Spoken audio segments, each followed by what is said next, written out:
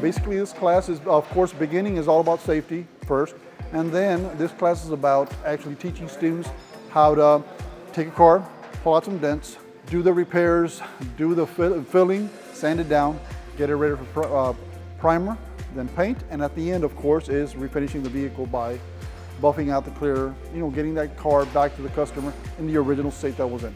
If your love for vehicles is there, and that is what you want to do, or that's what you like doing, then auto body is the way to go. This is where you're going to learn how to actually take a car that is rusted, crashed, dented. You're going to be able to repair and refinish that vehicle to your liking. Basically, you choose your colors, you choose the designs. There's so many things you can do to a vehicle. This class is going to prepare a student not to become a auto collision master. This is the starting of the auto collision. This is going to expose them to, yes, job readiness. It is going to be. They are going to be job ready. Reason being is we have so many auto collision shops that require or are in need of good employees. The workforce is high demand for auto collision specialists. There is a very high demand. And yes, these students are going to be prepared for it. Right now, the students started on a project.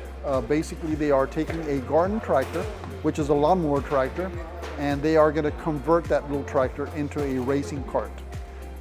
Fabrication is involved. They're going to have to widen the body, lower the suspension, and at the end, of course, body work and paint.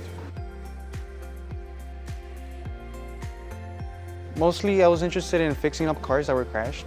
Body work, maybe painting, bundle, be able to fix them, modify them mostly. For centers, if they want to fix cars, the first part is knowing what part is damaged and fixing it first before you get to painting them and modifying them. So first you got to lay out how the panel's going to fit correctly on the body frame.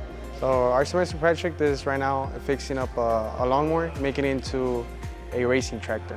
So with that, we have to lower the suspension, make it off the ground at least between 2.5 inches and 4 inches, and be within the requirements of it.